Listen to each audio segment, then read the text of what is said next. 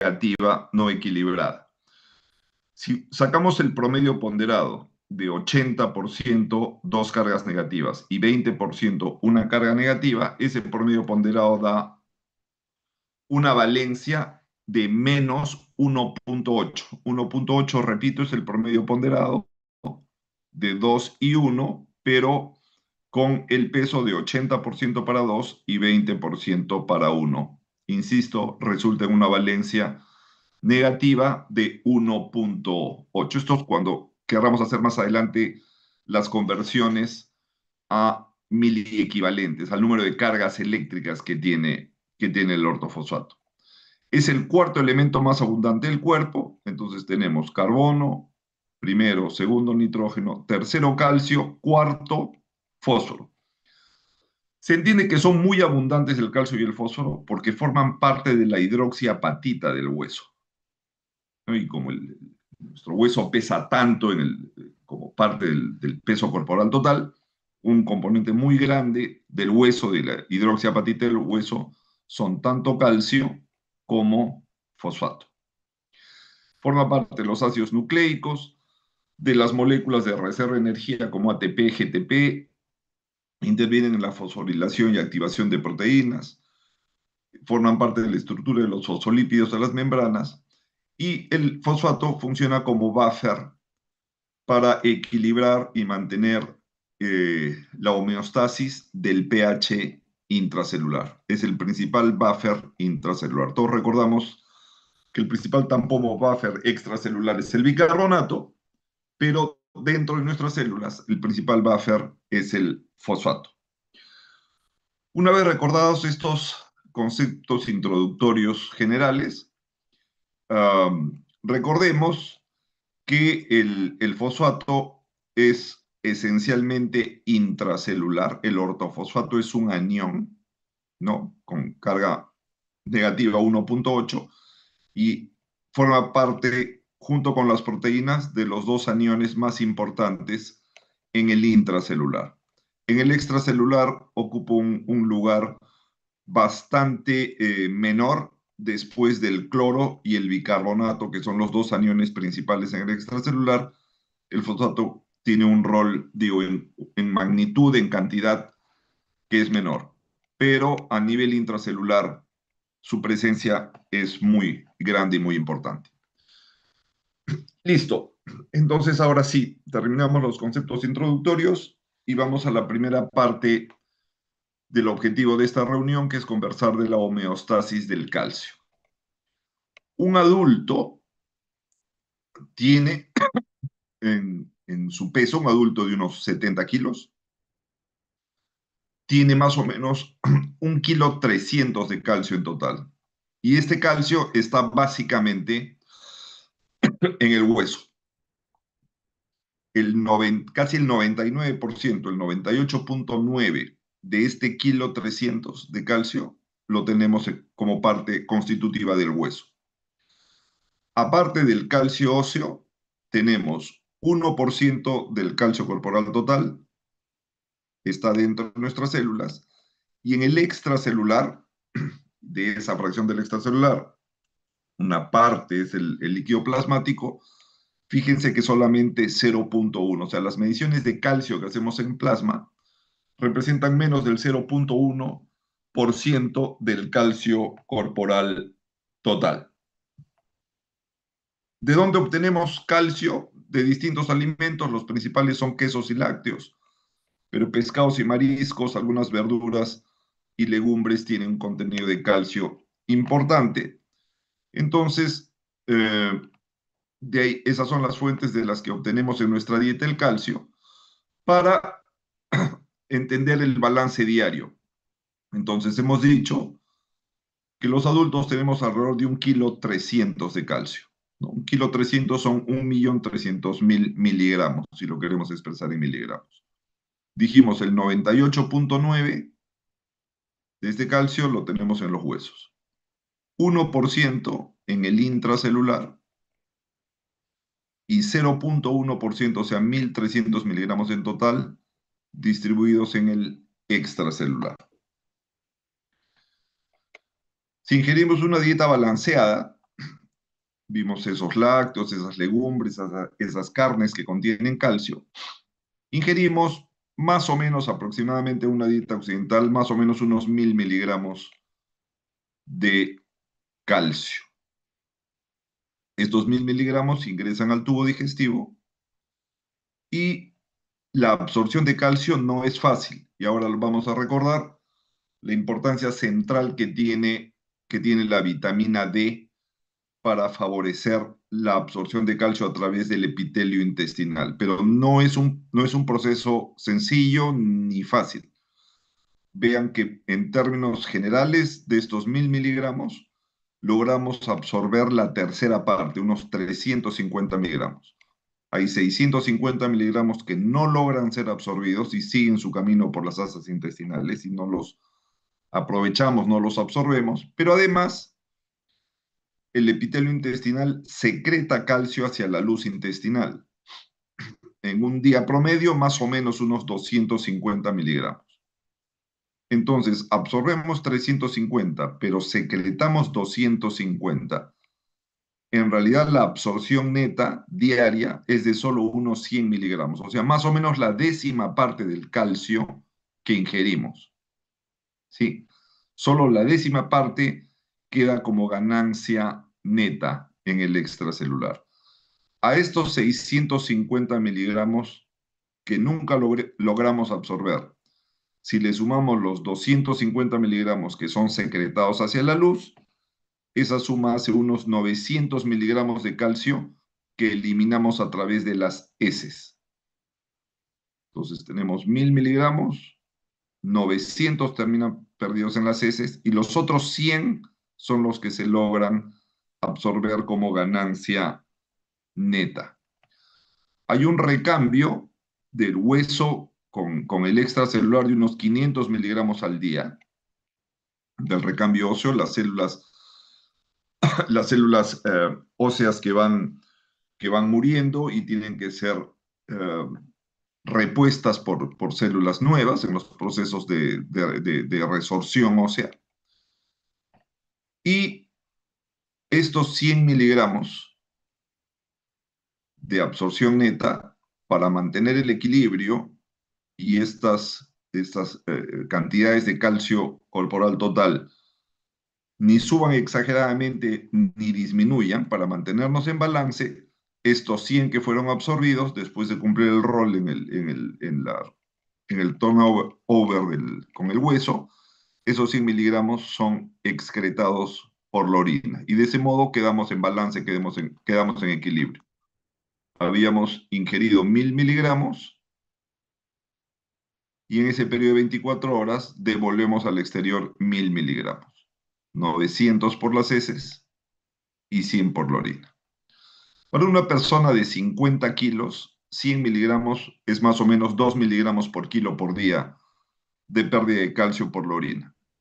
Como límite superior máximo, se acepta hasta 4 miligramos por kilo por día. Si una persona excreta más de 4 miligramos por kilo por día de calcio en la orina, esa persona tiene hipercalciuria. Y esta hipercalciuria es un factor de riesgo, obviamente, para la formación de cálculos urinarios de calcio, para la formación de litiasis. ¿Sí? El calcio plasmático, a ver, recordemos, ahora vamos a ir al calcio en el extracelular, que es un compartimiento donde hay, en realidad, de todo el calcio que tenemos en el cuerpo, es un compartimiento numéricamente menor. Aquí en el extracelular solamente hay 0.1% del calcio total, unos 1300 miligramos con los números que estamos trabajando. Este calcio plasmático, que es el que medimos en las pruebas de laboratorio, dijimos el calcio total, sus valores normales están entre 8.5 y 10.5 miligramos por decilitro. Pero el calcio en el plasma está en tres formas principales. El calcio libre iónico, que es el fisiológicamente activo, la mitad de este calcio total está libre, o sea, entre unos 4.25 a 5.25 miligramos por decilitro es calcio iónico, calcio libre, calcio fisiológicamente activo. Y el otro 50% es calcio que está unido, que está fijado. Y como está unido, está fijado, no es metabólicamente activo. No tiene actividad fisiológica. Este calcio puede estar fijo en complejos inorgánicos, por ejemplo, fosfato de calcio, por ejemplo, oxalato de calcio, a sales inorgánicas, más o menos el 10% del calcio total está en forma de complejos inorgánicos, y un 40% del calcio total circula en el plasma unido a la albúmina, que tiene carga eléctrica negativa. ¿Sí? Entonces atrae al calcio, que es un catión con doble carga positiva, la albúmina electronegativa, se produce atracción y una porción importante del calcio, una fracción importante del calcio, se fija eléctricamente a la albúmina. Si tenemos un valor normal de albúmina de alrededor de 5 gramos por decilitro de albúmina y este 40% representa unos 4 miligramos por decilitro de calcio, quiere decir que cada gramo de albúmina fija más o menos 0,8 miligramos de calcio.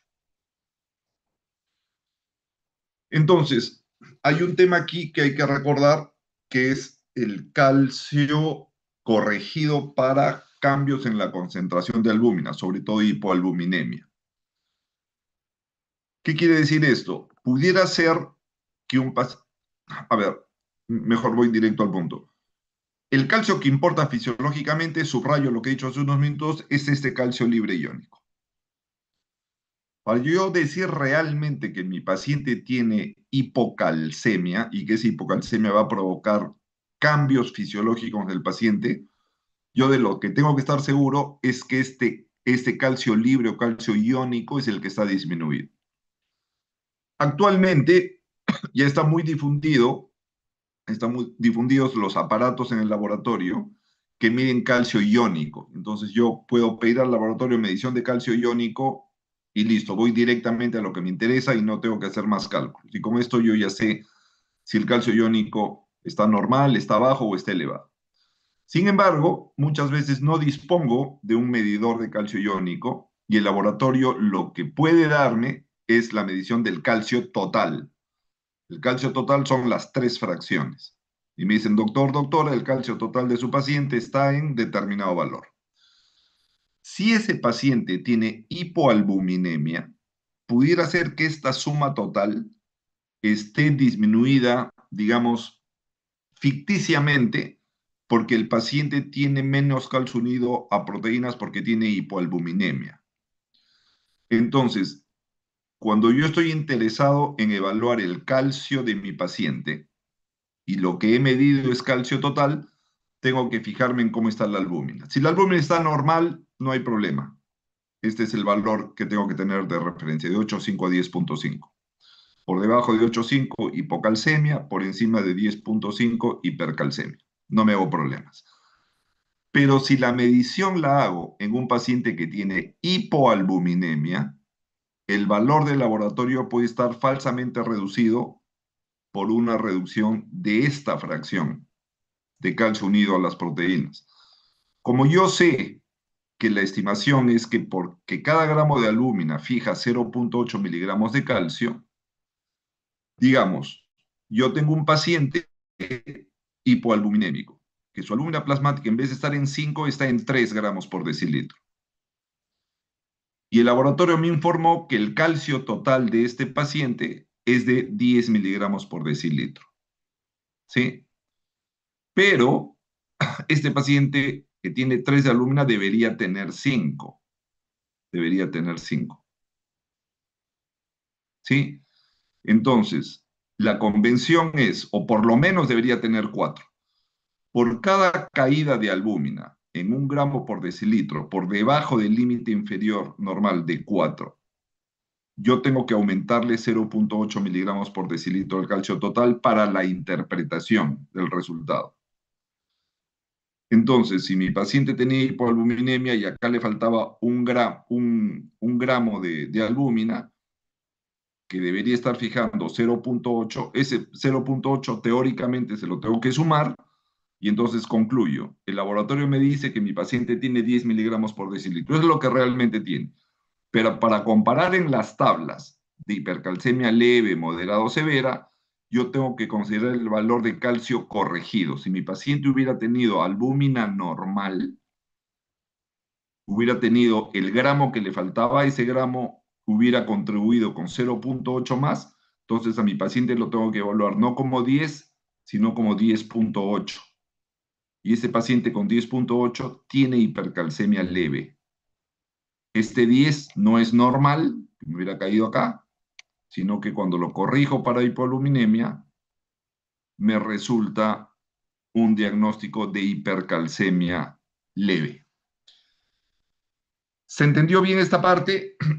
Si alguien tiene alguna duda, alguna consulta en este punto, sí, Renzo, adelante. Doctor, buenas noches. ¿Me logra escuchar bien? ¿Perdón? ¿Renzo? ¿Me logra escuchar bien? Al inicio sí, pero tu pregunta no la pude escuchar. Bien, doctor, ahora sí me escucha bien. Bien, ¿no? Sí, sí, se te Ya. escucha muy bien ahora, Renzo. Bien. Cuando, bueno, tiene albúmina baja, supuestamente se está midiendo el calcio total, ¿no? Tanto libre como en complejos inorgánicos y neoproteínas. Sí, Entonces, ese 0,8 que supuestamente no se ha medido, entonces, ¿dónde estaba? no, no estaba ese calcio. O sea, esta es una concepción teórica. En realidad, lo que el laboratorio mide es lo que hay. Cuando el laboratorio mide y te dice, doctor Renzo, su paciente tiene de calcio total 10, el paciente tiene 10, ¿ya? El tema es que ese 10, si tú lo llevas a la comparación con los valores de referencia, el 10 te cae dentro de los valores normales. Y tú concluirías inicialmente, mi paciente tiene normocalcemia. ¿Ya? Es lo que tú concluirías si no haces ninguna interpretación adicional. Hasta ahí va bien, 10 está dentro del rango normal. Pero tú te fijas y dices, ah, caray, mi paciente tiene hipoalbuminemia. Mi paciente tiene hipoalbuminemia. Aquí, en vez de tener 4 o 5 gramos de proteínas de albúmina, de proteínas por decilitro, tiene solamente 3 gramos de albúmina. ¿Qué hubiera pasado teóricamente si este paciente, en vez de tener 3 gramos de albúmina, hubiera tenido 4? Ese gramo adicional de albúmina hubiera, voy a usar términos muy sencillos, jalado del hueso, que es la gran reserva de calcio, hubiera jalado del hueso 0,8 miligramos adicionales.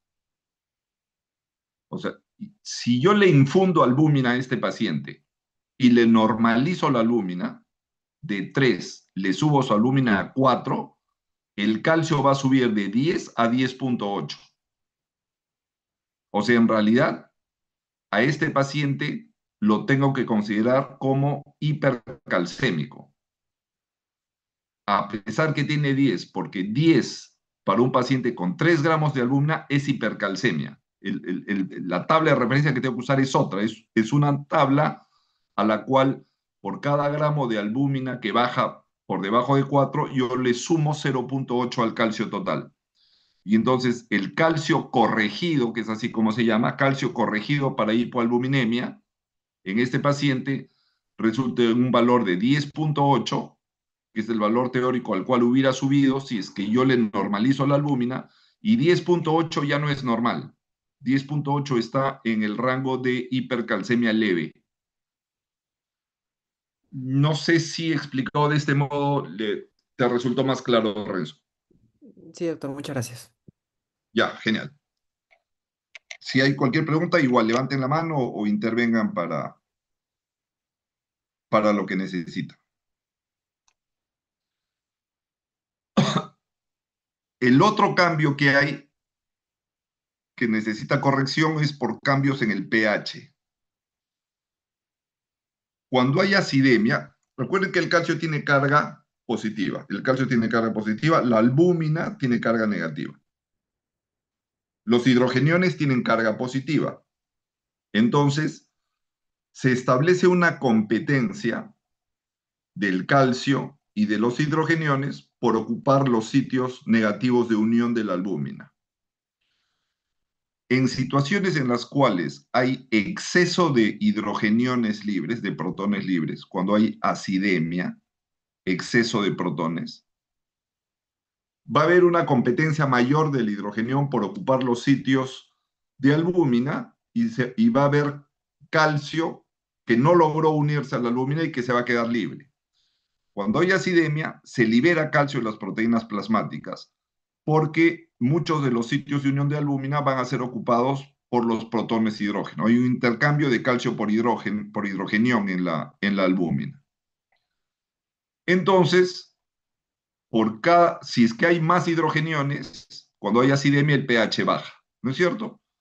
Por cada caída de una décima en el pH por debajo del valor normal central de 7.4, el calcio iónico aumenta en 0.2 miligramos por decilitro. En un paciente con acidemia, el hidrogenión se fija a la albúmina y la albúmina libera calcio. ¿Sí? En los sitios que antes estaban ocupados por calcio, ahora son ocupados por hidrogenión y el calcio queda libre. Cada vez que el pH plasmático cae 0.1 por debajo de 7.4, el calcio iónico, este calcio iónico, ya no el calcio total, el calcio iónico, este calcio iónico, aumenta en 0.2 porque hay calcio en las proteínas que se libera hacia este espacio. ¿Sí?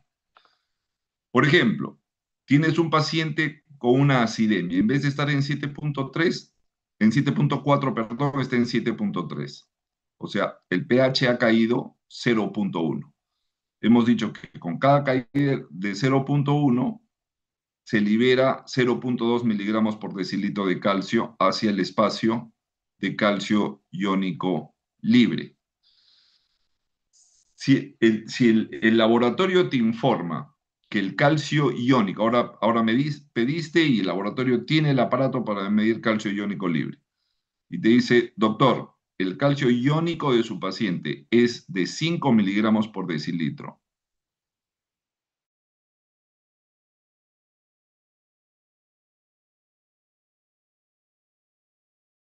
¿Sí?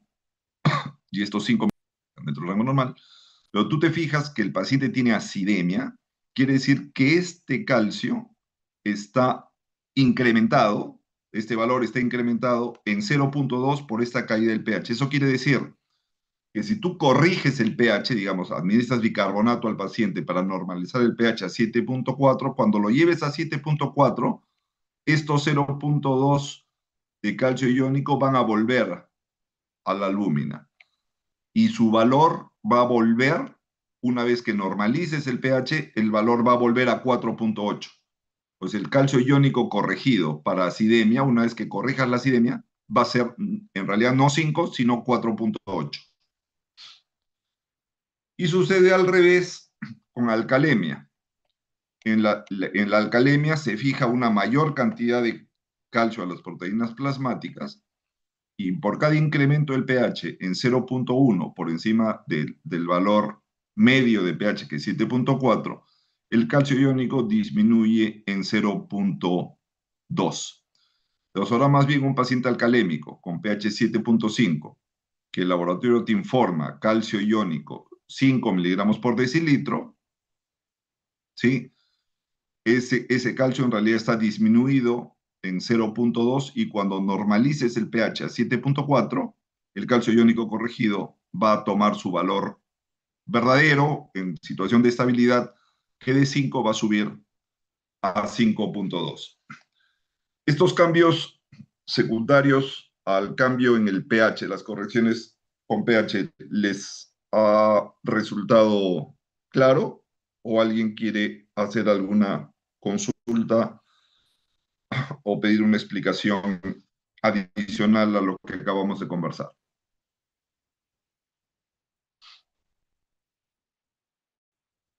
¿Está bien? Listo, vamos adelante entonces. Recuerden la conversación que tuvimos el viernes anterior cuando vimos sodio y recordamos la conversión de unidades de milimoles, que es número de partículas, a miliequivalentes, que es número de cargas eléctricas. Entonces, un milimol un milimol de calcio, pesa 40 miligramos. Una partícula de calcio pesa 40 miligramos. Y esta partícula de calcio, este milimol de calcio, que pesa 40 miligramos, tiene dos cargas eléctricas, dos miliequivalentes. Es un catión divalente. Si tienes un paciente que tiene 8 miligramos por decilitro de calcio total y te piden convierte eso a milimoles o a miliequivalentes, voy a repetir algo, este ejemplo en realidad lo vimos el viernes anterior cuando nos reunimos. Entonces decimos, ok, mi paciente tiene 8 miligramos en 100 mililitros de plasma. Eso quiere decir que tiene 80 por litro, porque las conversiones a milimoles y a miliequivalentes es por litro. La expresión de las concentraciones en miligramos generalmente es por decilitro, miligramos por decilitro, pero milimoles y miliequivalentes habitualmente es por litro. Entonces tengo que hacer esta conversión primero a la concentración en miligramos por litro. 8 miligramos en 100 mililitros es lo mismo que 80 miligramos en un litro. ¿Cuántas partículas hay en 80 miligramos por litro? Si cada partícula, cada milimol, pesa 40 y yo tengo un peso total de 80, si el peso total de la masa que tengo es 80 y cada partícula pesa 40, eso quiere decir que tengo 2 milimoles. Tengo 40 más 40, aquí están mis 80 miligramos. O sea, ¿cuántas partículas tengo? 2 milimoles. Una vez que sé cuántos milimoles tengo y me preguntan, convierta eso a miliequivalentes, ¿qué tengo que hacer? Contar cuántas cargas eléctricas hay. 2 más 2 son 4. ¿Cuántas cargas eléctricas? 4 miliequivalentes. Entonces, la conversión de miligramos por decilitro a milimoles por litro resulta de dividir esta cifra entre 4. Debería ser entre 40, pero como estoy haciendo acá la simplificación de decilitros a litros, puedo pasar de esta cifra a esta dividiendo no entre 40, sino entre 4.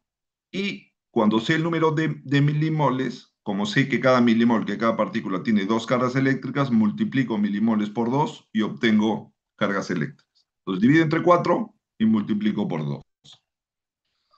Vamos a ver acá.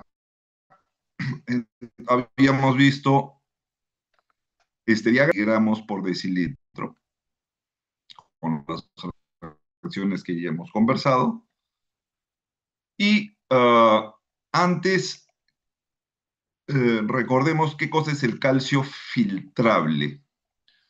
Cuando el calcio se filtra a través de la barrera de filtración en los glomérulos, se filtra el calcio libre, porque es una molécula pequeñita que pasa sin ningún problema a través de los poros y las fenestras de la barrera de filtración glomerular, y los complejos inorgánicos, que son moléculas también pequeñitas, el oxalato de calcio, el citrato de calcio, el fosfato de calcio, son, son moléculas pequeñitas y que pasan sin ningún problema a través de la barrera de filtración glomerular. En cambio, el calcio que está fijo a la albúmina, no. El calcio que está fijo a las proteínas, que está fijo a la albúmina, no es filtrable.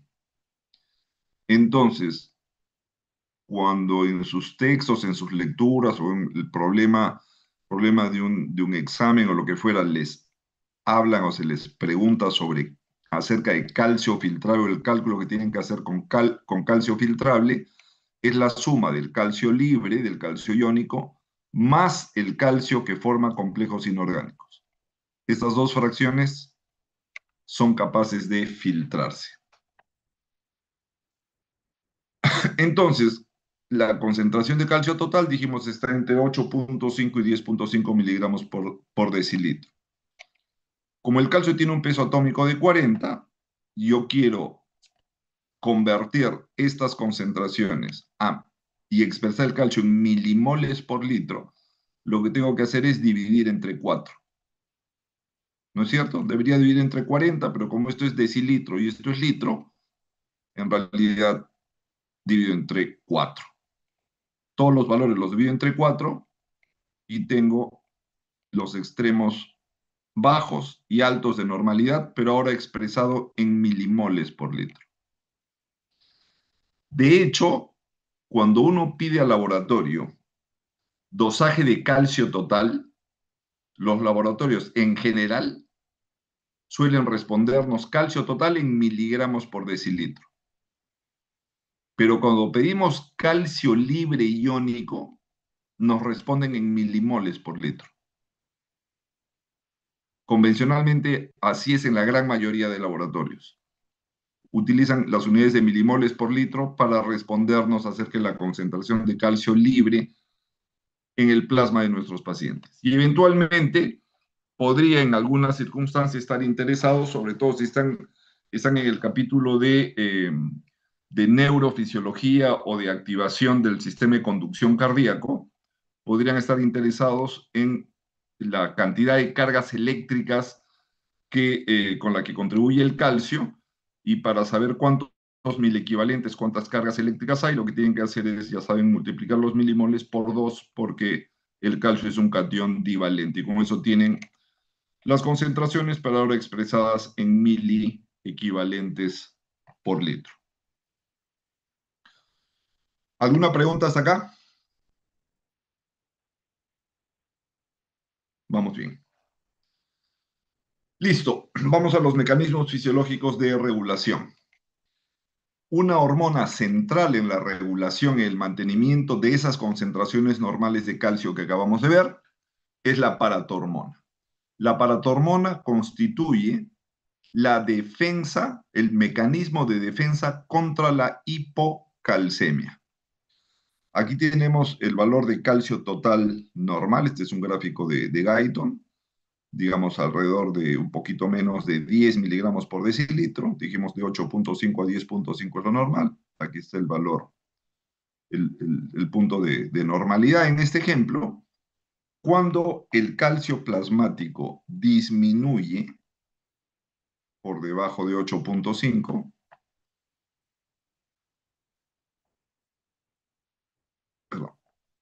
la paratormona aumenta, que es esta línea roja. Sobre todo cuando hay una hipocalcemia aguda. Cuando la hipocalcemia es crónica, el efecto no es tan, la pendiente no es tan marcada. La pendiente es bastante marcada en las hipocalcemias agudas. Cae el calcio plasmático, la PTH aumenta. Vamos a ver después que la hormona que constituye la defensa contra la hipercalcemia es la calcitonina. Pero ahora vamos a centrarnos en esta primera parte de la conversación en hipocalcemia. Cae el calcio, sube paratormona.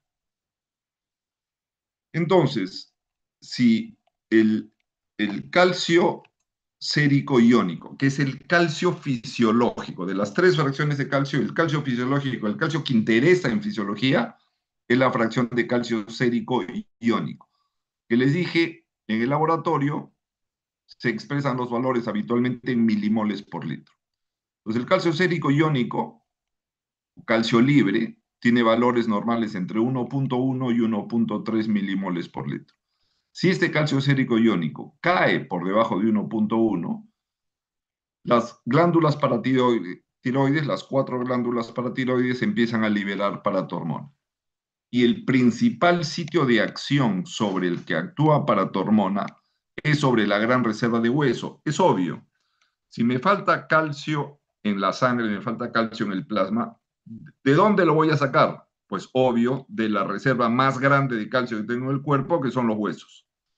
Entonces la paratormona lo que va a hacer es dirigirse al hueso y provocar la liberación de calcio por activación de la ATPase calcio en osteocitos y osteoblastos, y aumentando la resorción ósea por osteoclastos para liberar el calcio fijado acá en la hidroxiapatita, y este calcio liberado de los huesos suplemente y compense esta caída del calcio sérico iónico que fue leído por las glándulas paratiroides. Un efecto cuantitativamente menor, fisiológicamente importante, pero cuantitativamente menor, es el efecto que tiene la PTH sobre los riñones, porque la lógica de este mecanismo de compensación es que si tengo muy poco calcio en la sangre, yo no debería seguir perdiendo bastante calcio por la orina. Debería más bien frenar la excreción urinaria de calcio para tratar de defender esta concentración plasmática que se me está viniendo abajo. Entonces, la paratormona en los túbulos renales lo que hacen es aumentar la reabsorción de calcio desde la luz tubular hacia la sangre. Es decir, aparece menos calcio en la orina. Disminuye la pérdida urinaria de calcio, lo cual es totalmente lógico. Como la PTH está haciendo que el calcio suba, movilizando calcio del hueso y disminuyendo la excreción urinaria de calcio, y este calcio va a empezar a subir, la paratormona lo que hace es evita que en paralelo suba también el fósforo. ¿Por qué? Porque el fosfato cálcico, si yo tengo en la sangre mucho calcio, pero también mucho fósforo, el fosfato cálcico precipita, sobre todo en las fibras cardíacas, y la precipitación de fosfato cálcico puede provocar arritmias y arritmias malignas. Entonces, el efecto de la paratormona sobre los riñones para el manejo de calcio y fósforo es contrario. La paratormona provoca reabsorción de calcio, un aumento en la reabsorción de calcio con menor calcio urinario y reabsorción de calcio hacia la sangre. Y en cambio disminuye la reabsorción tubular de fosfato y provoca una mayor excreción de fosfato. El efecto es exactamente en dirección opuesta para evitar que ambos suban de manera simultánea. Y adicionalmente, la paratormona actúa sobre las células del túbulo contorneo proximal y estimulan la producción de vitamina D3, de la 1,25-hidroxicolecalciferol, porque en el túbulo contorneo proximal ocurre la hidroxilación final en posición 1, la vitamina, la 25 colecalciferol que viene del hígado, todavía es fisiológicamente muy poco activa para que tenga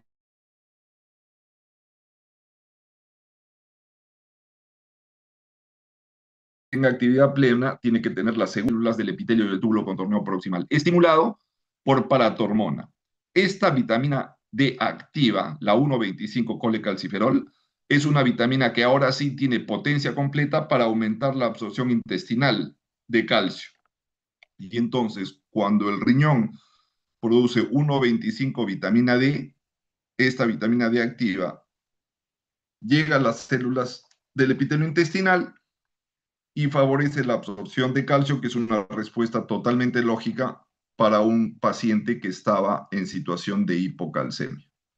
Entonces, movilizas calcio del hueso, evitas la pérdida de calcio por orina y estimulas una mayor absorción de calcio dietético desde el intestino. Es la respuesta concertada para defenderte de la hipocalcemia.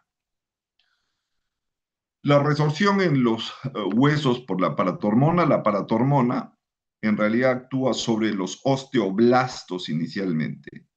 Estos osteoblastos estimulados por paratormona expresan este ligando de RANK, el receptor activador del factor kappa B nuclear, y este ligando activa a los osteoclastos. O sea, la PTH no actúa directamente sobre los osteoclastos, sino más bien utilizando como intermediario a los osteoblastos, y son los osteoblastos quienes activan al osteoclasto para generar la reabsorción ósea y la liberación de calcio desde los huesos.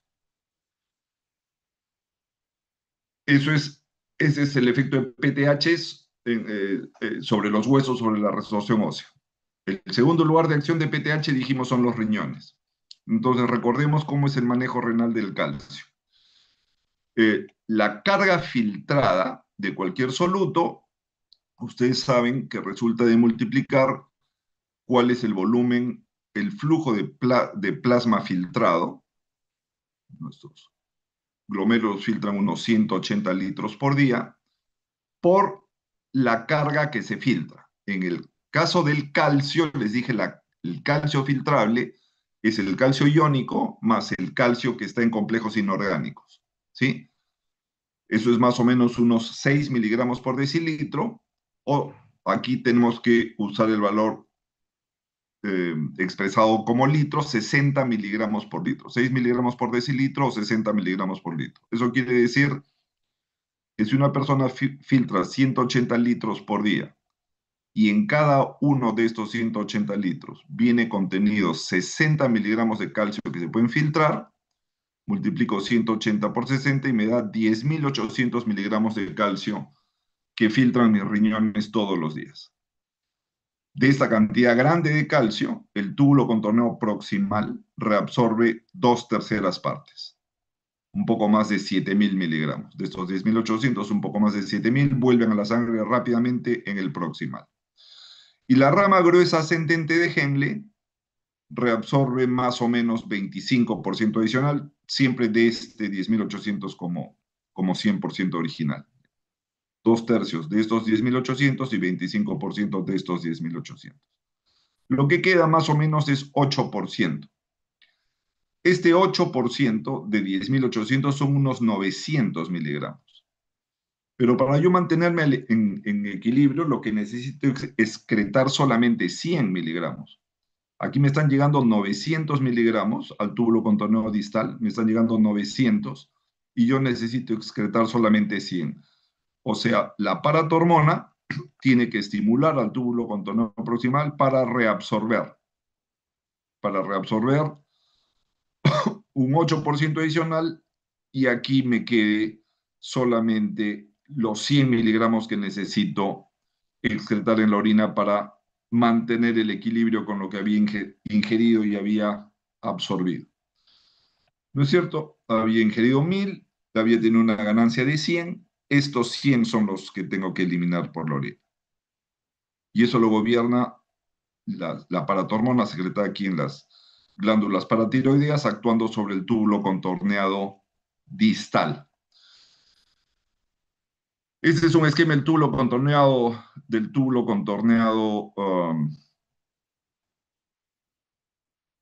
proximal, donde ocurre la reabsorción de 2/3 partes, del 67%, habíamos dicho, del calcio filtrado. La reabsorción aquí ocurre 80% por reabsorción paracelular, por los espacios entre célula y célula del epitelio tubular proximal, por transporte por arrastre por solvente. El agua se reabsorbe por estos espacios intercelulares siguiendo gradiente oncótica y arrastran solutos que llevan disueltos, entre ellos calcio. Este es el principal mecanismo de reabsorción en el proximal, arrastre por solvente. ¿Sí?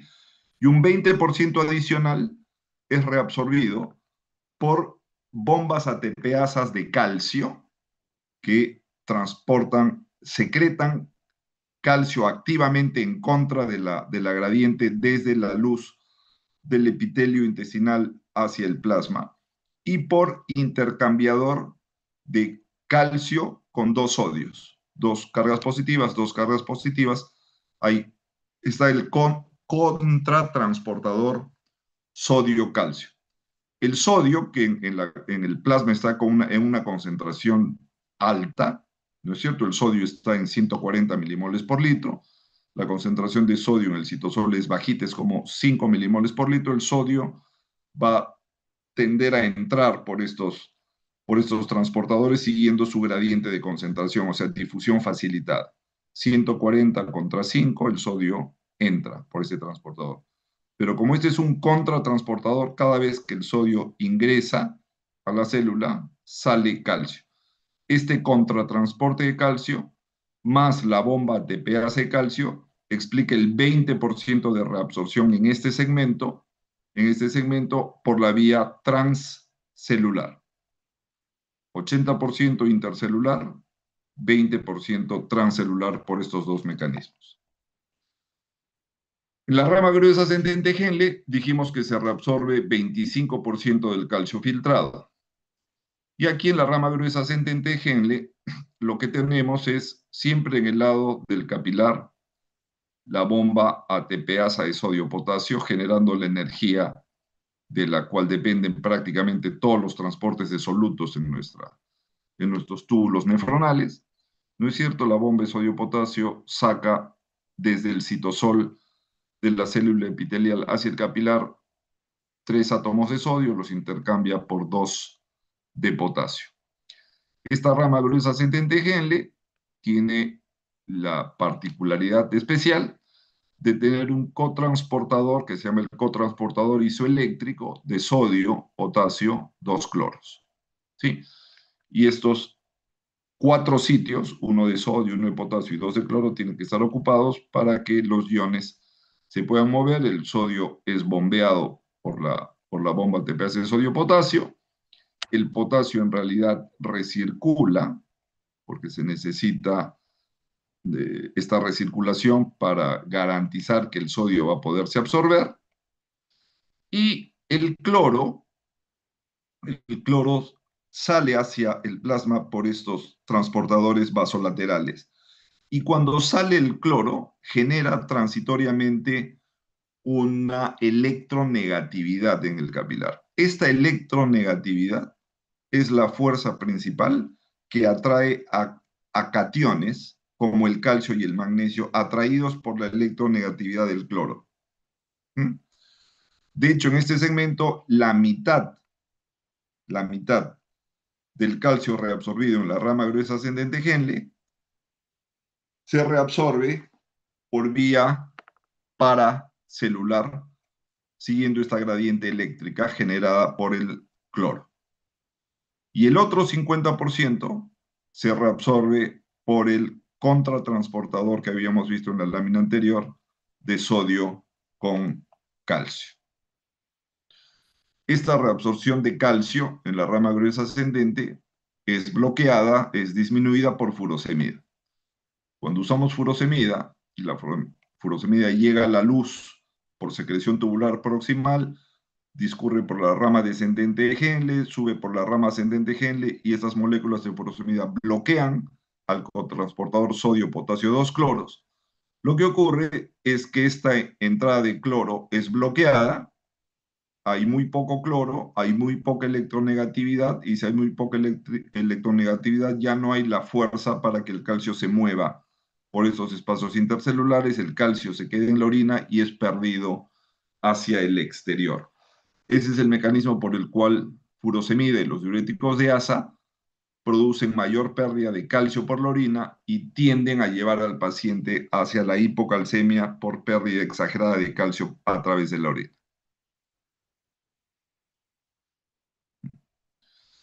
Y finalmente vamos al túbulo contorneo distal. El túbulo contorneo distal, reabsorbe 8% del calcio filtrado y este es el segmento finamente regulado hormonalmente por paratormona. Lo que ocurre acá es que tenemos la bomba ATPasa de calcio en el lado vasolateral y tenemos también el intercambiador de sodio y el contratransportador de sodio y calcio, ¿sí? Que son, eh,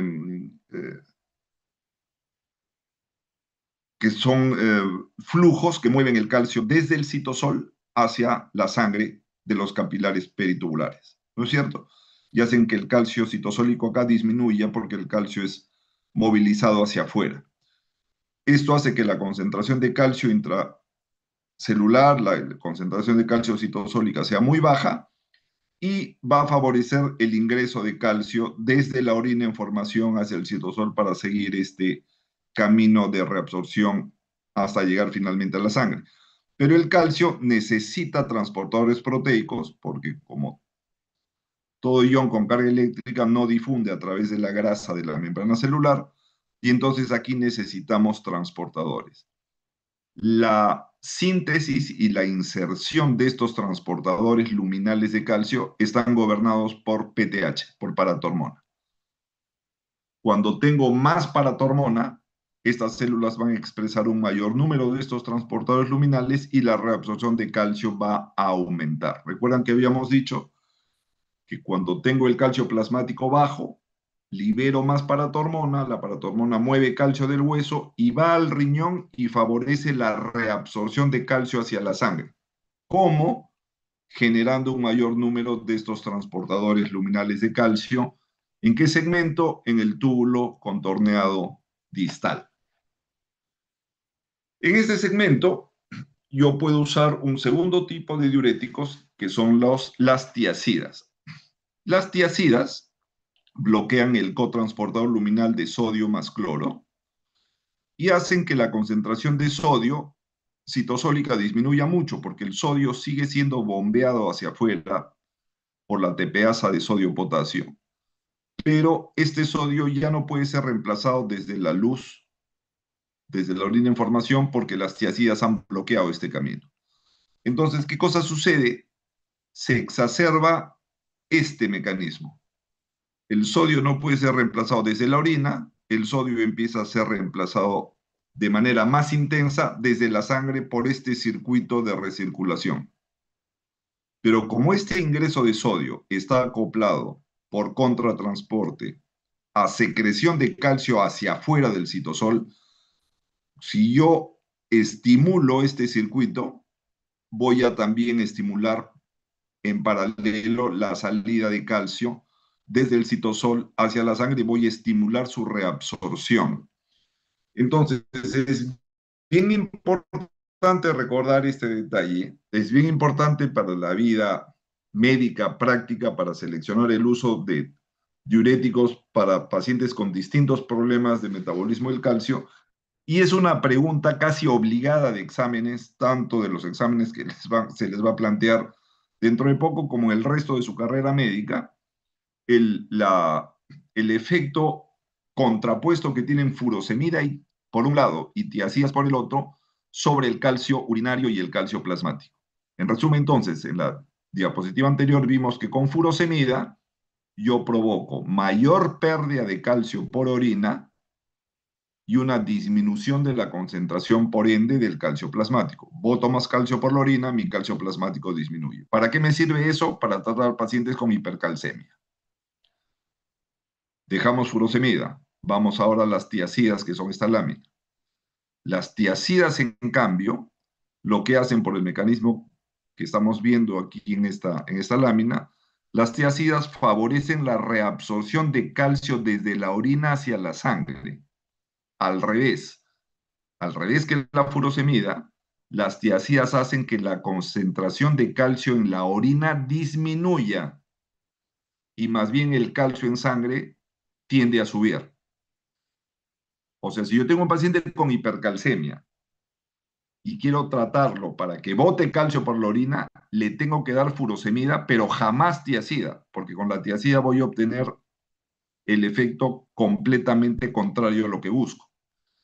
En cambio, ¿en qué pacientes me puede resultar útil y atractivo disminuir la concentración de calcio en la orina? ¿Qué problemas puede traerle a una persona tener demasiado calcio en la orina? Formar cálculos, formar litiasis.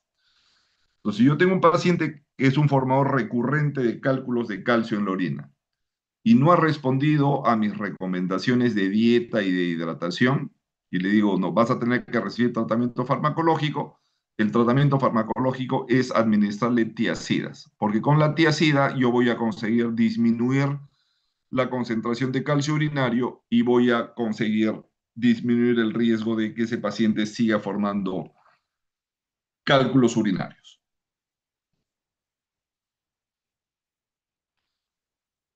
Entonces, la PTH en este segmento, en el túbulo contorno distal, se une al receptor de PTH que utiliza al AMP cíclico como segundo mensajero para activar la síntesis y la inserción de proteínas transportadoras de calcio a nivel luminal, a nivel luminal.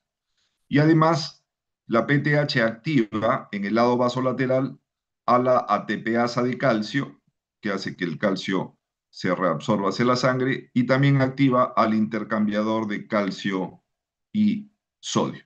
La vitamina D activada tiene acciones similares. La vitamina D activada también estimula la síntesis de transportadores luminales hacia el urinario para que el calcio pueda reabsorberse y sea finalmente secretado hacia la sangre por la bomba ATPasa de calcio y por el intercambiador sodio-calcio. Esta vitamina D, ustedes la conocen bien, se puede formar en la piel por acción de los rayos ultravioleta del sol, se forma el colecalciferol. Este colecalciferol en el hígado es hidroxilado en posición 25 y en el riñón sufre su segunda reacción de hidroxilación y ya la vitamina D se activa totalmente. La función principal de esa vitamina D activada es estimular la reabsorción de calcio desde el intestino. Cuando hay hipocalcemia, liberamos más hormona paratiroidea, más PTH, y la PTH estimula la hidroxilación renal en posición 1 y la activación final de la vitamina D, con una consiguiente, eh, con un consiguiente incremento de la absorción intestinal de calcio. Entonces, cuando el calcio plasmático baja, no solamente sube la PTH, sino que al subir la PTH estimula una mayor síntesis de vitamina D activada 1,25 de hidroxicolecalciferol. Baja el calcio, sube la vitamina D. Esta vitamina D, o sea, cayó el calcio iónico, aumenta la PTH llega a las células tubulares proximales. Ese es el filtrado glomerular. La vitamina D se filtra, está unida a una proteína, a una globulina de pequeño tamaño que logra filtrarse y es una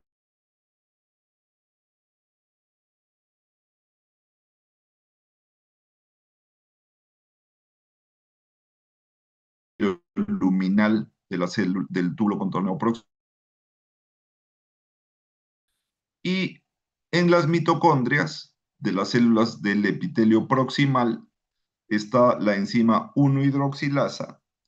Entonces, la PTH estimula la 1-hidroxilasa y la 25 vitamina D se transforma en 1,25 vitamina D activa, que es secretada para cumplir con sus efectos fisiológicos sistémicos. De ese modo es que la PTH estimula la activación de la vitamina D en el túbulo contorneado proximal. Y la vitamina D, su principal efecto es llegar a las asas intestinales. Aquí está el receptor de vitamina D. Este receptor de vitamina D con sus mediadores lo que hacen es estimular la síntesis de transportadores luminales dependientes del voltaje para estimular la absorción de calcio desde la luz intestinal. El calcio dietético puede ingresar a la célula por esos transportadores dependientes de voltaje. Y además, la vitamina D activa estos contratransportadores de sodio y calcio y la bomba de calcio, la bomba activa de calcio. Estos dos mecanismos que ya los hemos visto en los epitelios tubulares existen exactamente igual en el epitelio intestinal hacia el lado vasolateral, ¿no es cierto? Y esto es estimulado por la vitamina D. Entonces, la reabsorción de calcio en el intestino puede ocurrir por vía paracelular a través de estas proteínas claudinas y la síntesis de estas claudinas es estimulada también por la vitamina D. Entonces, la vitamina D estimula tanto la reabsorción paracelular como la reabsorción transcelular a través de los transportadores dependientes de voltaje luminales. En resumen, entonces, este es los mecanismos de defensa ante la hipocalcemia. El calcio iónico disminuye a valores de menos de 1.1 milimoles por litro. Eso es sensado por las glándulas paratiroideas que liberan PTH. El efecto, por eso el grosor de la flecha es mucho mayor, porque en magnitud la enorme cantidad de calcio la tenemos en el hueso. La PTH entonces sobre todo lo que va a hacer es ir al hueso y provocar liberación de calcio desde la hidroxiapatita del hueso y aumentar la resorción ósea por osteoclastos. Hay un segundo camino por el cual la PTH va al riñón, aumenta la reabsorción tubular de calcio en el túbulo contorneado distal, estimulando la síntesis de los transportadores luminales de calcio y aumenta la reabsorción tubular de calcio. Y en el túbulo contorneado proximal, la reabsorción tubular es en el distal, la producción de vitamina D es en el proximal.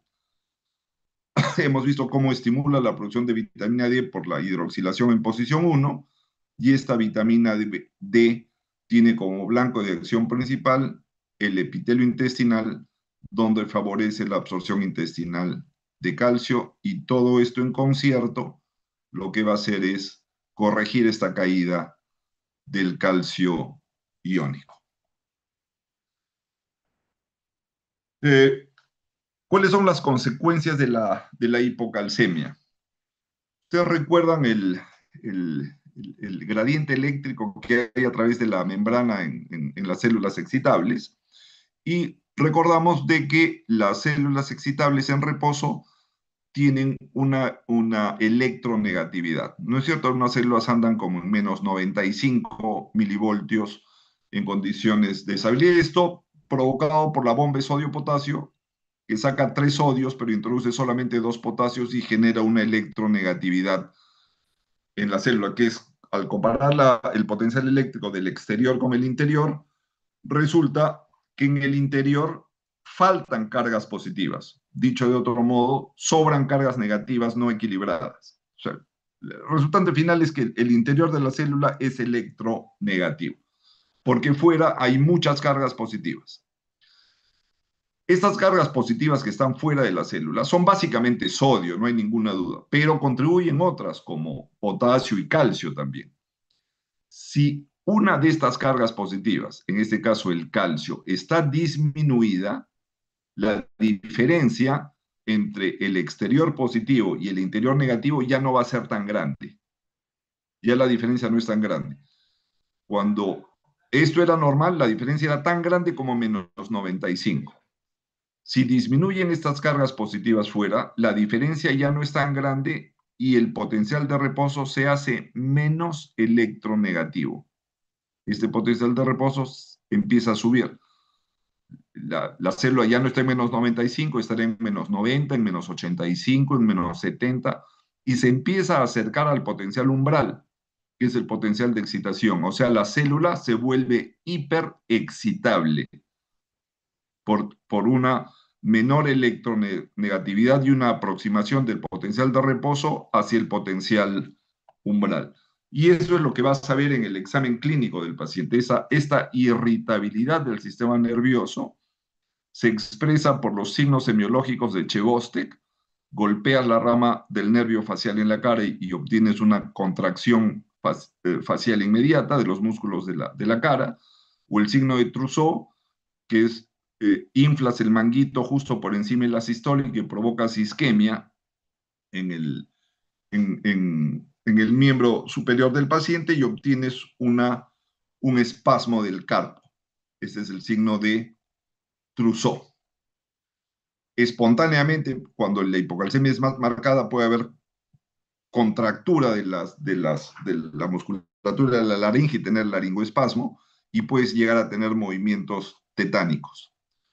Esta irritabilidad, esto es del sistema nervioso periférico. En el sistema nervioso central, la, la, la, la hiperexcitabilidad de las neuronas centrales, pueden provocar convulsiones, y el tratamiento aquí es reponer el calcio, ya sea en forma oral o en forma endovenosa, dependiendo de la emergencia de la situación.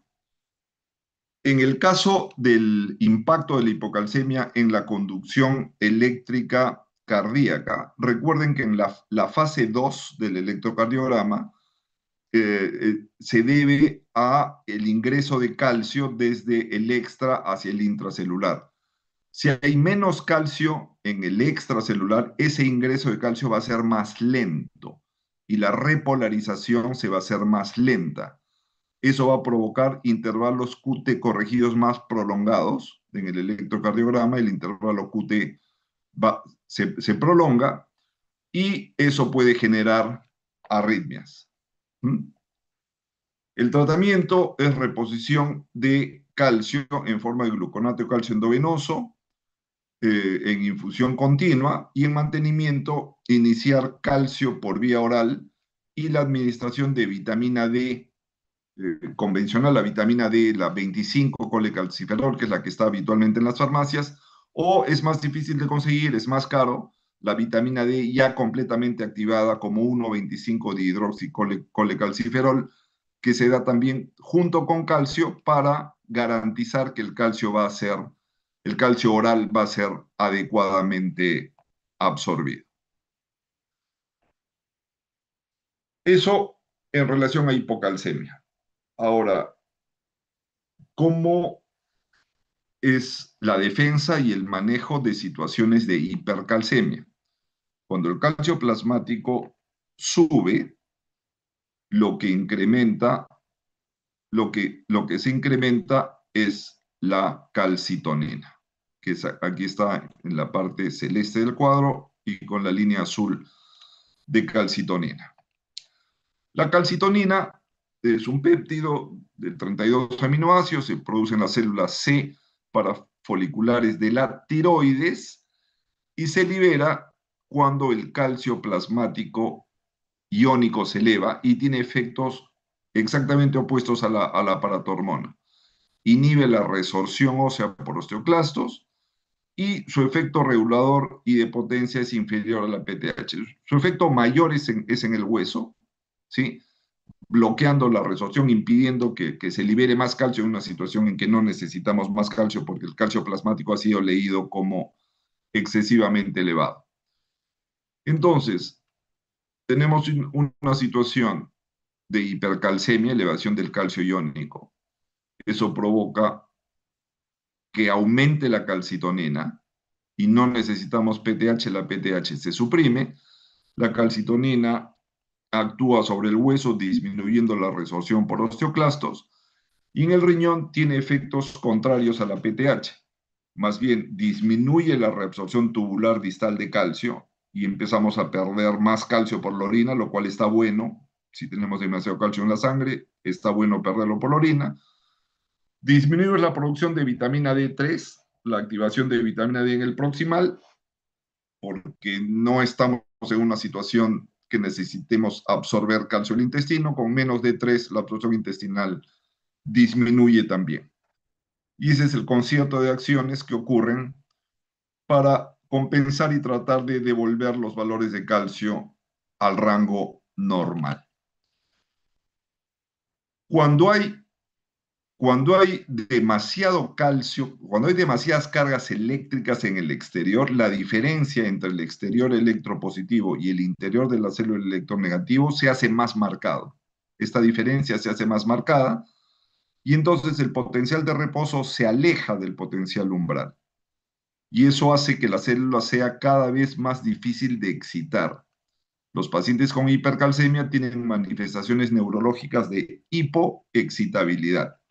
Entonces tienen a nivel del sistema nervioso periférico, hiporreflexia, debilidad muscular, a nivel cardiovascular, un QT más bien corto porque el ingreso de calcio al interior de la célula es muy rápido, la fase de repolarización es muy rápida, hay arritmias, esto lleva al riesgo de toxicidad digitálica y el aumento de calcio en las arteriolas produce vasoconstricción con crisis de hipertensión arterial asociadas a hipercalcemia.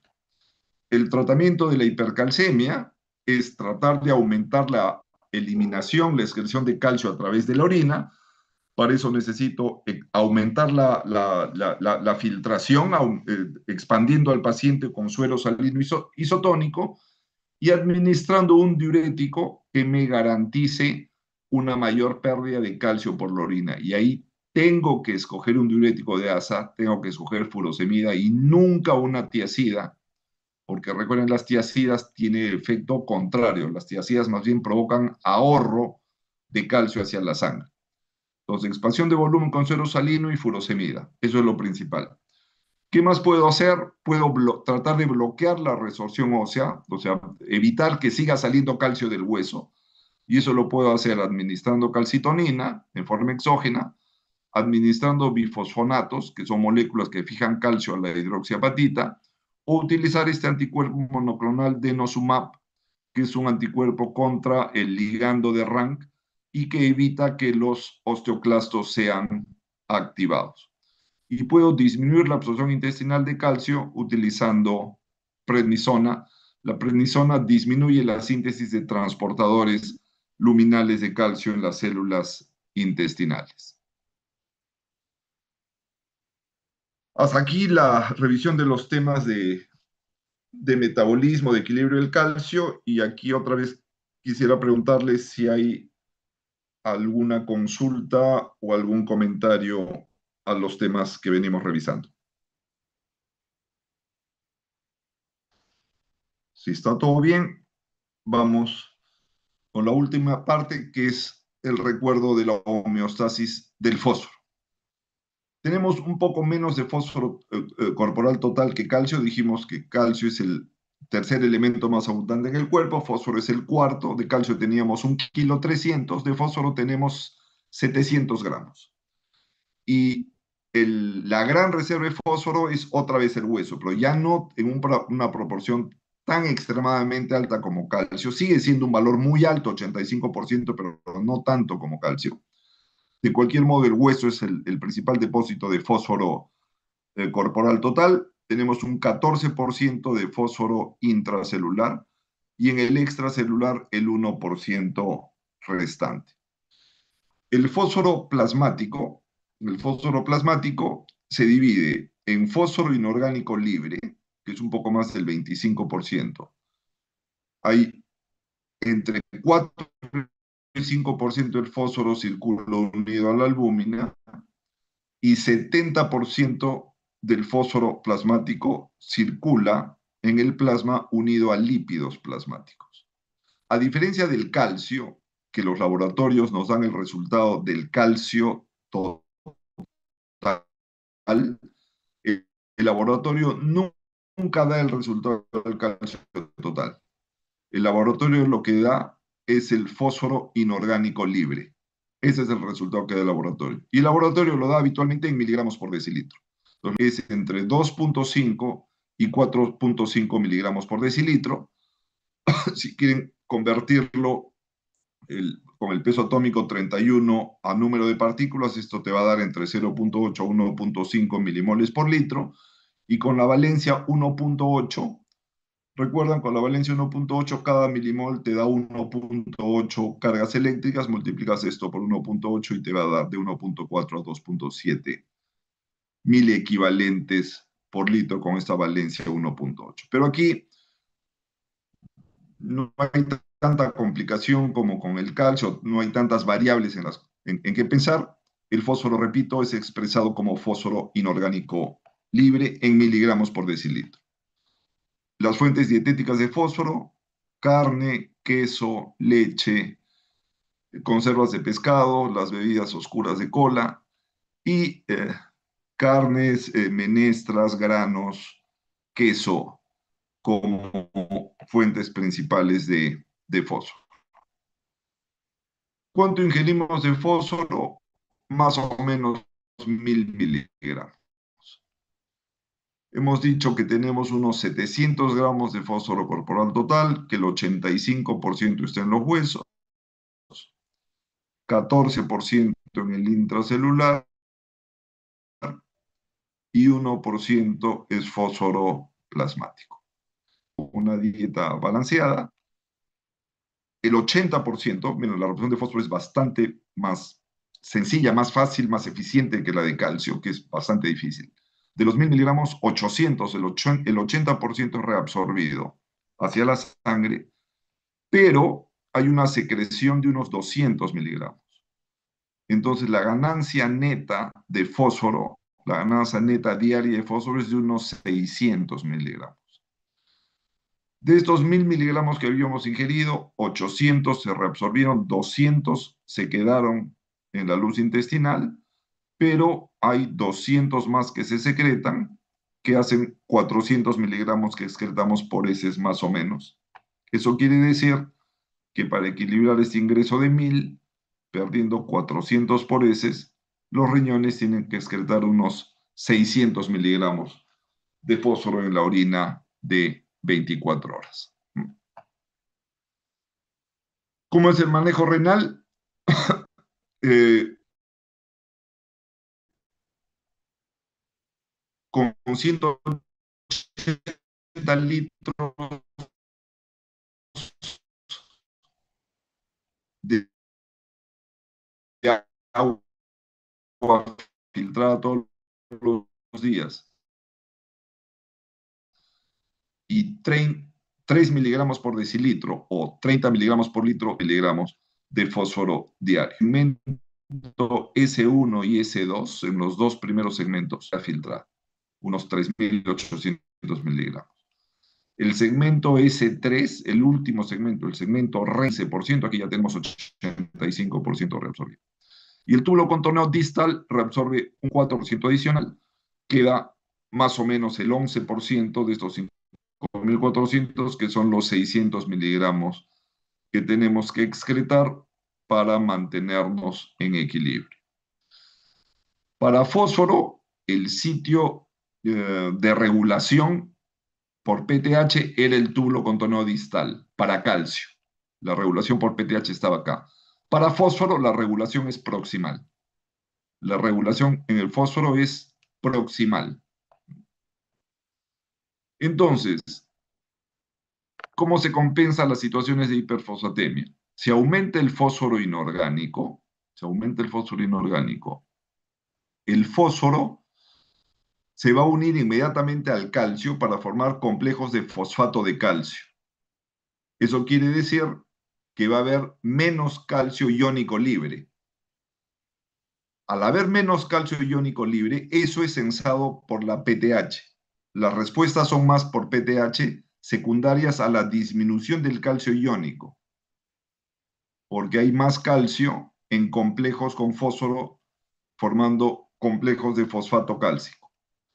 Entonces disminuye el calcio libre, eso es leído por las glándulas paratiroideas, aumenta la PTH, y la PTH lo que hace es, va al riñón, y habíamos dicho la PTH en el riñón provoca reabsorción de calcio hacia la sangre, pero secreción de calcio hacia la orina. Aumenta la carga filtrada de fósforo inorgánico, y la PTH va a provocar una disminución de la reabsorción proximal de fósforo inorgánico. No solo la PTH, sino que este incremento del fósforo en el hueso va a provocar la liberación del factor de crecimiento de fibroblastos 23, el FGF23. Los osteocitos producen FGF23 en respuesta a la hiperfosfatemia, y este FGF23 junto con paratormona van a disminuir la reabsorción tubular de fósforo en el túbulo contorneado proximal. Y la elevación de fósforo va a provocar directamente una disminución en la producción de vitamina D3 en el túbulo contorneado proximal, porque la vitamina D3 en el intestino estimula la absorción de calcio, pero también la absorción de fósforo. Esa es la razón por la cual la hiperfosfatemia más bien inhibe la producción de vitamina D3 en el túbulo contorneado proximal, para que con menos vitamina D3 disminuya la absorción intestinal de fosfatos. En esta lámina, ¿cuáles son las manifestaciones clínicas? Las manifestaciones clínicas son dependientes de la hipocalcemia. La hiperfosfatemia provoca hipocalcemia, provoca disminución de la concentración de calcio iónico, que es el calcio fisiológico que provoca alteraciones clínicas y electrocardiográficas y del sistema nervioso central. No.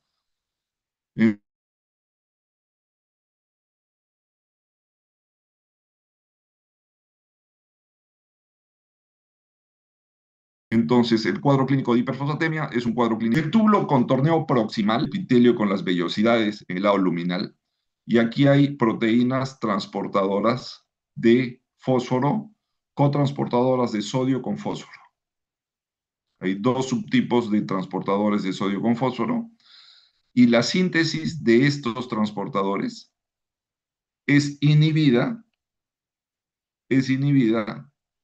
tanto por PTH como por el FGF23. Ambos inhiben la síntesis de estos transportadores. El fósforo ya no tiene cómo reabsorberse o tiene más dificultad para reabsorberse. El fósforo se queda en la orina y es eliminado al exterior.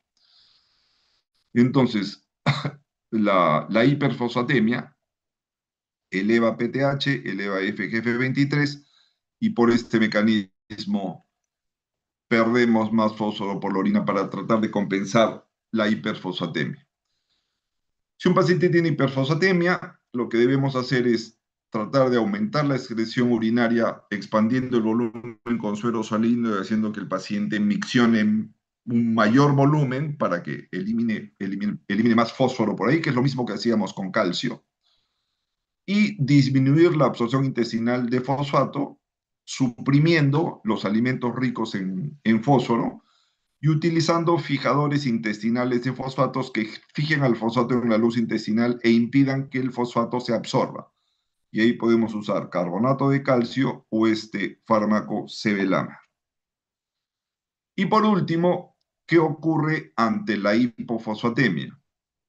Cuando disminuye el fósforo inorgánico plasmático, queda liberado más calcio iónico.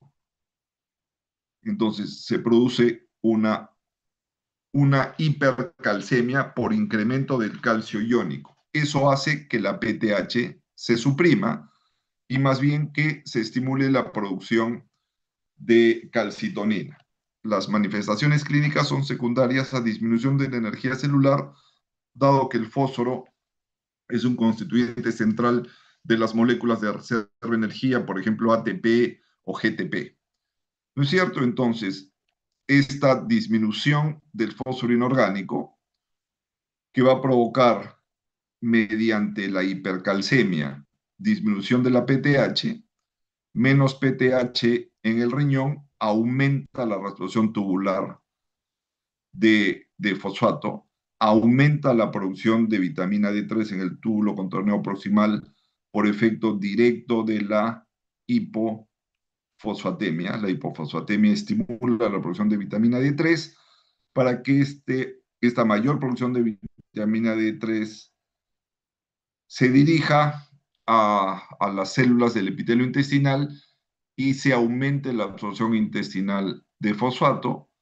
Entonces, más absorción intestinal, menos pérdida urinaria, y esto va a tratar de compensar esta caída del fósforo inorgánico. Entonces, la caída del fósforo inorgánico estimula la síntesis de vitamina D y esta vitamina D activada va al intestino, se dirige al intestino para estimular la reabsorción intestinal del calcio dietético y de ese modo tratar de elevar el fósforo que había sido detectado como disminuido. Esa es la lámina final de lo que tenía preparado para revisar con ustedes homeostasis de calcio y homeostasis del fósforo. Nuevamente les pregunto si pudiera haber alguna duda, algún comentario, algo que aclarar en los temas que hemos revisado.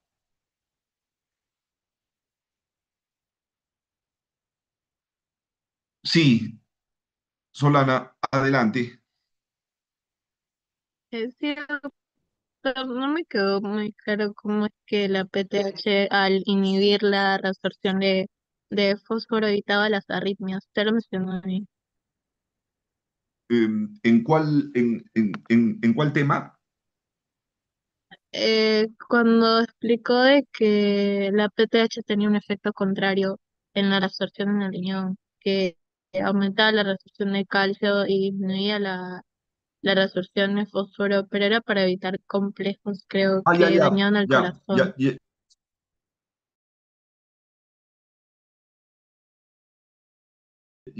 ya se cache. La paratormona en el riñón lo que hace es estimular la reabsorción de calcio en el túbulo contorneado distal, estimulando la síntesis y la inserción de las proteínas transportadoras luminales de calcio. ¿Sí? Eso es lo que hace PTH en hipocalcemia. Y entonces el calcio plasmático empieza a subir. Pero la PTH en el túbulo contorneado proximal inhibe las proteínas transportadoras de fósforo, luminales también. O sea, tiene un efecto diferente en el manejo renal de calcio y de fósforo. La PTH para calcio en el túbulo contorneado distal estimula la absorción de calcio hacia la sangre y el calcio plasmático empieza a subir por PTH. Pero el fósforo plasmático empieza a disminuir por PTH porque la PTH no deja que el fósforo se reabsorba en el proximal. ¿Por qué este efecto contrario? Porque si los dos suben paralelamente, si un paciente tiene hipercalcemia y también hiperfosfatemia, el incremento de los dos hace que el calcio y el fósforo se unan y forman complejos de fosfato cálcico. El fosfato cálcico tiene un índice de precipitación muy alto, precipita en los tejidos y tiene una tendencia a precipitar en las fibras nerviosas y provoca desórdenes serios de conducción eléctrica en el sistema nervioso central y en el tejido de conducción cardíaca. Es muy peligroso que el calcio y el fósforo suban juntos. Incluso hay un valor que se llama el producto calcio-fósforo que tú multiplicas la concentración de calcio total por la concentración de fósforo y ese producto nunca debe estar por encima de 50 y ojalá incluso ni siquiera más arriba de 40. El producto de multiplicar el calcio por el fósforo. Cuando el producto calcio-fósforo está por encima de 50, el riesgo de precipitación de fosfato cálcico en las fibras nerviosas es muy alto y puedes tener complicaciones serias. Esa es la razón por la cual PTH no hace que los dos suban juntos. PTH hace que suba calcio, pero el fósforo lo baja. No hace que los dos suban. Eso es lo que trataba de recordarles. No sé si ahora te queda más claro, Solana. Sí, doctora, gracias. Muy bien. Renzo, creo que habías levantado la mano. No, todo está claro, muchas gracias. Ok. ¿Alguien más? Si no, el doctor Juan José tiene esta presentación. No sé si se las ha hecho llegar. Si no, me avisan para hacérsela llegar a Juan José y que la tengan ustedes también. Doc, disculpe, yo tenía una duda. Sí, sí, claro. Adelante. Sí, había Ah, una hay consulta. dos alumnos que están levantando la mano. Disculpen, recién los veo. Sí, cuéntame.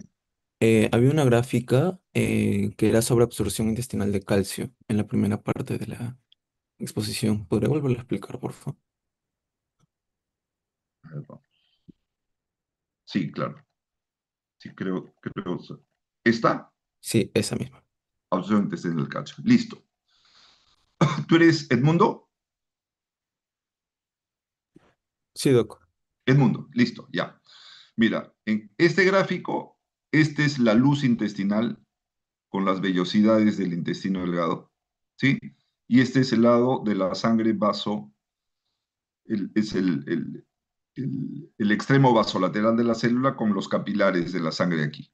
¿De acuerdo? Entonces el calcio dietético viene por acá y para absorber el calcio tiene que llegar a la sangre.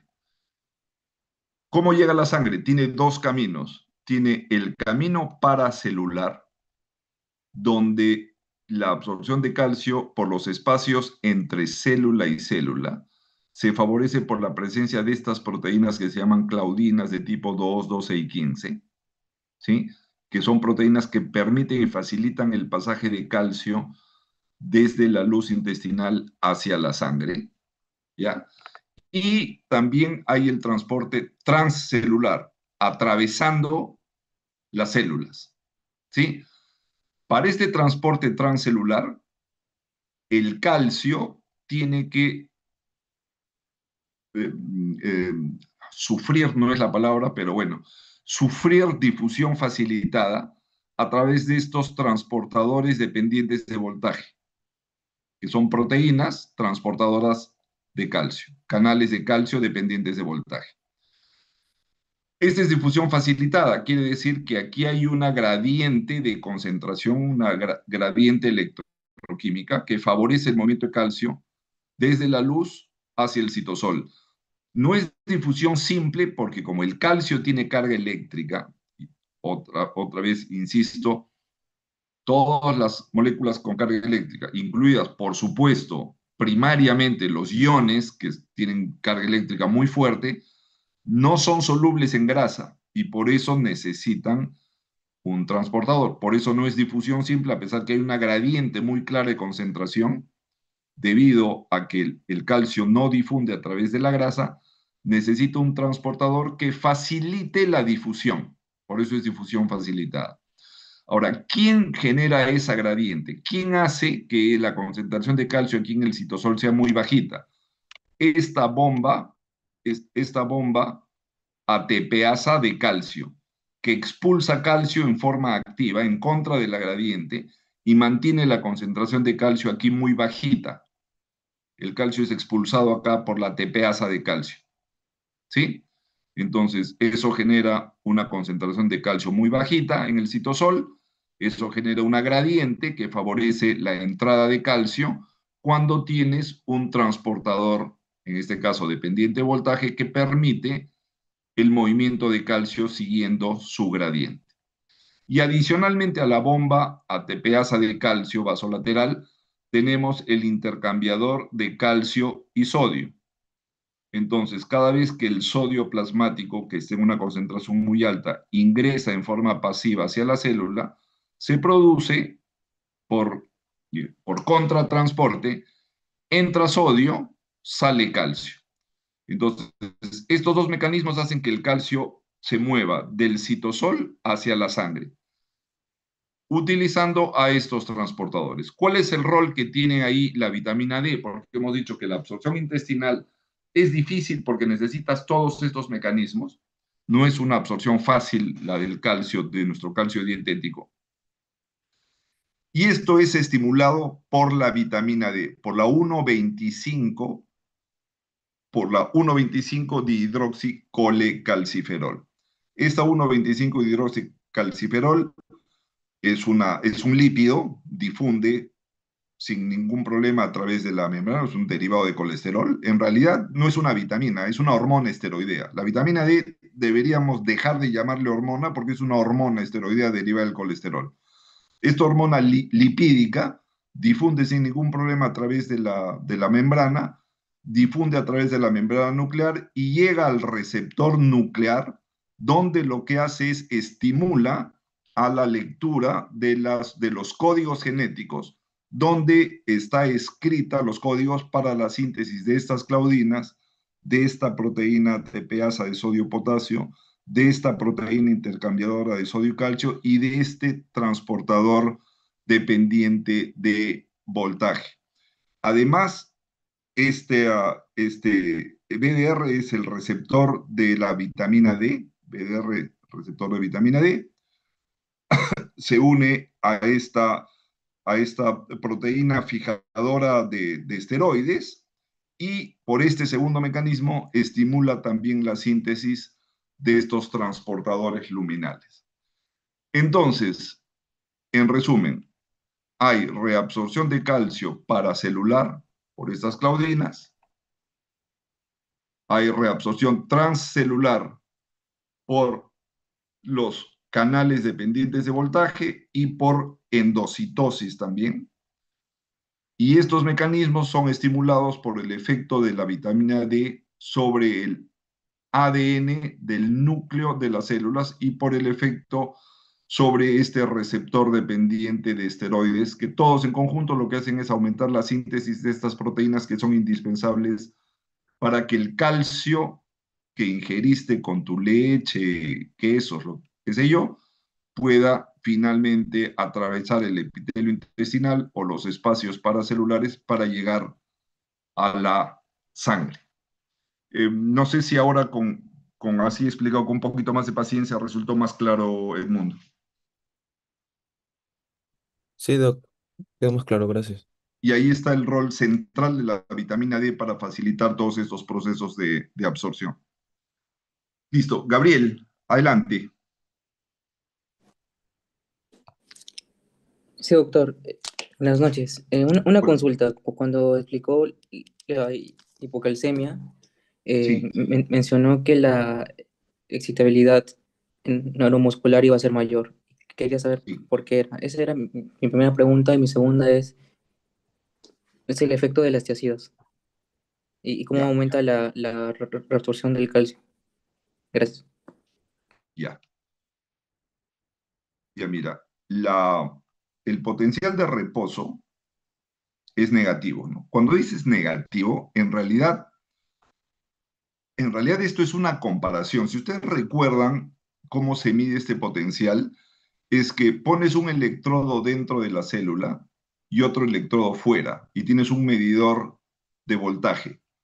El medidor de voltaje lo que te dice es que cuando yo comparo el voltaje de dentro de la célula, lo comparo con el voltaje del otro electrodo que está afuera, el medidor lo que te dice, encuentro una diferencia y en el interior hay 95 milivoltios menos que fuera. O sea, fuera hay 95 cargas eléctricas positivas más que dentro. Es otra forma de decirlo. Es un diferencial. Es un diferencial eléctrico, no es un número absoluto. Es una comparación. Cuando acá decimos menos 95, quiere decir que dentro hay 95 milivoltios menos que fuera. 95 cargas positivas menos dentro que fuera. ¿De acuerdo?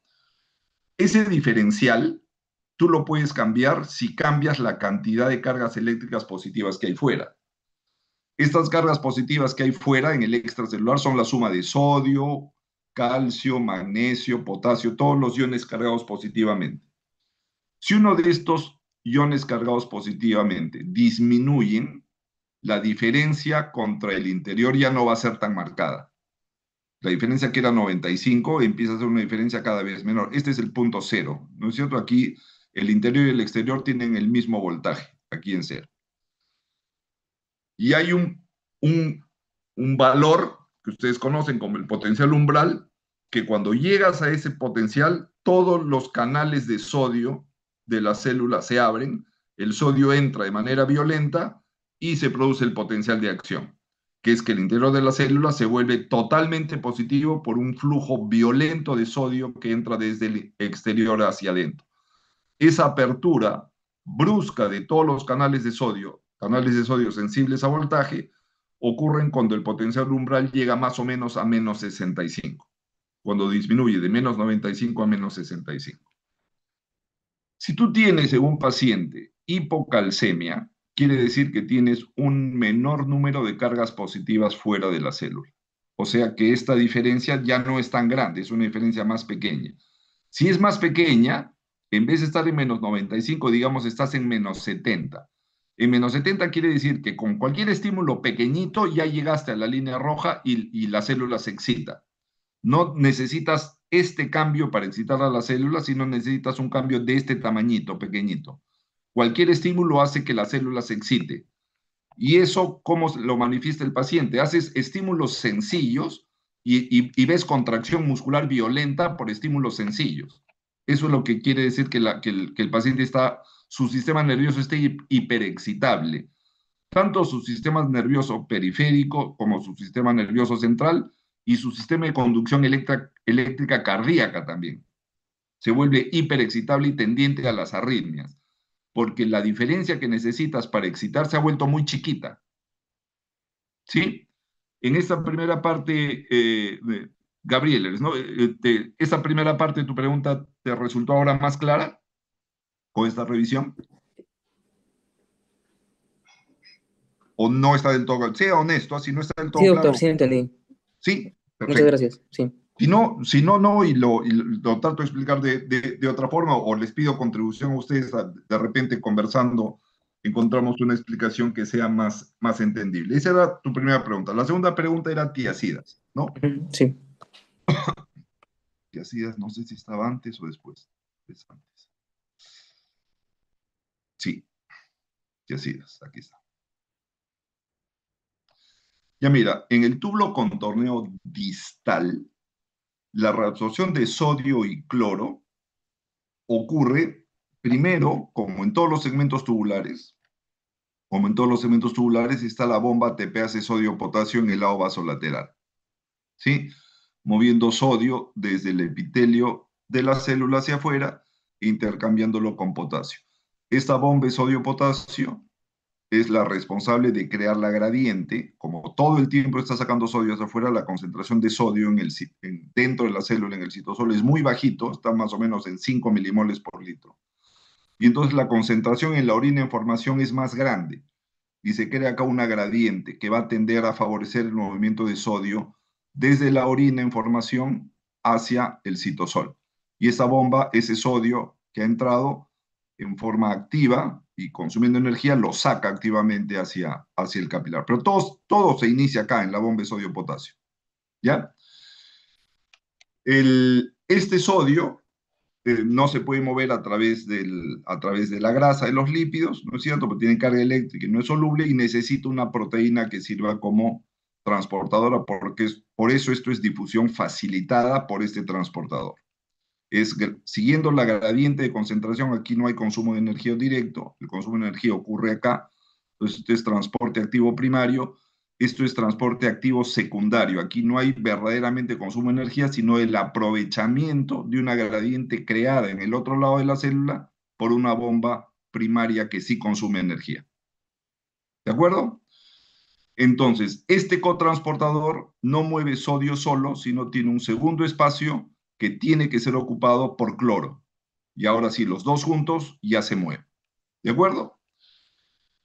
¿Qué cosa ocurre?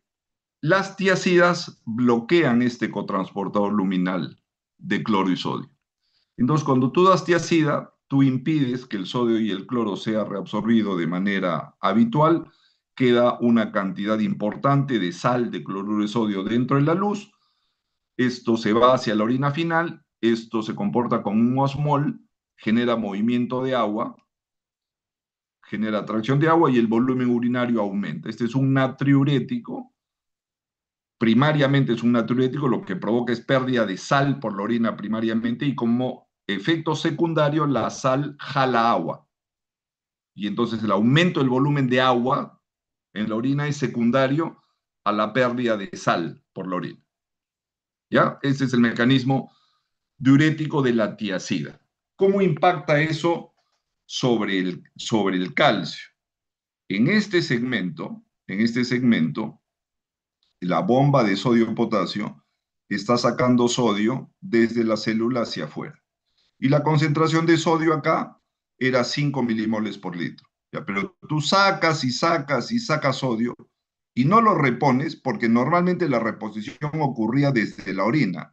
Pero ahora ese camino ahora está bloqueado. Si tú sigues sacando sodio y no lo repones, la concentración de sodio acá tiene el riesgo de caer hasta cero. ¿No es cierto? Sacas y no repones, esto se podría ir a cero. Nunca se va a cero. ¿Por qué no se va a cero? Porque la reposición empieza a hacerse por un camino alternativo. ¿Cuál es el camino alternativo? Este. Regresa al sodio y calcio. Pero este contratransportador se mueve en este sentido, mueve sodio hacia adentro, pero cada vez que internaliza 2 átomos de sodio, saca un calcio. Intercambia para mantener el equilibrio eléctrico. Ingresan dos cargas positivas, tienen que salir dos cargas positivas. Un calcio tiene dos cargas positivas, eléctricamente equivale a dos sodios. Entran dos sodios, sale un calcio. Entran dos sodios, sale un calcio. Como este mecanismo sigue funcionando, este mecanismo entre el sodio se exacerba y el sodio queda dando vueltas acá en este circuito. Pero cuando este circuito funciona más intensamente, eso hace que esta reabsorción de calcio funcione más intensamente también. Entonces, cuando tú usas tiacidas y bloqueas la reabsorción de sodio y cloro, obtienes más sal en la orina, más agua en la orina, pero menos calcio, porque el calcio se empieza a meter por este camino, se empieza a reabsorber. El calcio disminuye en la orina con las tiacidas, disminuye por este mecanismo. Eso es diferente a lo que ocurre por furosemida en la rama gruesa ascendente de Henle. Porque en la rama gruesa ascendente de Henle, cuando bloqueas la reabsorción de sodio, cloro y potasio, este cloro era muy importante en este segmento porque genera un gradiente electronegativo. Aquí se acumulan cargas negativas como cloro y este acúmulo de cloro atrae cargas positivas a nivel intercelular. Entonces, cuando tú bloqueas con furosemida este mecanismo, disminuyes la cantidad de cloro, ya la cantidad de cloro disminuye y como disminuye la cantidad de cloro, disminuye la absorción de calcio. Con furosemida lo que haces es aumentas el contenido de sodio, de cloro, de potasio, que ya no se pueden reabsorber por ese transporte que está bloqueado, pero también bloqueas la reabsorción de calcio y magnesio. O sea, en la orina pierdes todos estos iones, pierdes sodio, cloro, potasio, pierdes calcio y pierdes magnesio. El calcio aumenta en orina con furosemida. Por eso cuando tienes hipercalcemia, le das furosemida al paciente para que bote calcio. En cambio, con la tiacida, si tú le das tiacida, lo que consigues más bien es disminuir el calcio en la orina y aumentas el calcio en sangre. O sea, a un paciente con hipercalcemia no se te puede ocurrir jamás darle tiacida. Le tienes que dar furosemida, no tiacida. Y a un paciente que forma cálculos en la orina, no le vas a dar furosemida, porque eso aumenta el calcio en orina. Lo que le tienes que dar es una tiacida, porque la tiacida disminuye el calcio en la orina.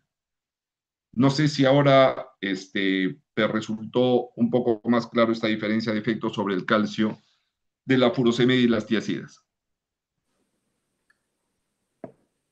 Sí, doctor. Sí, muy bien. Ahora sí, muchas gracias. Genial. ¿Alguien tiene alguna consulta más, alguna pregunta?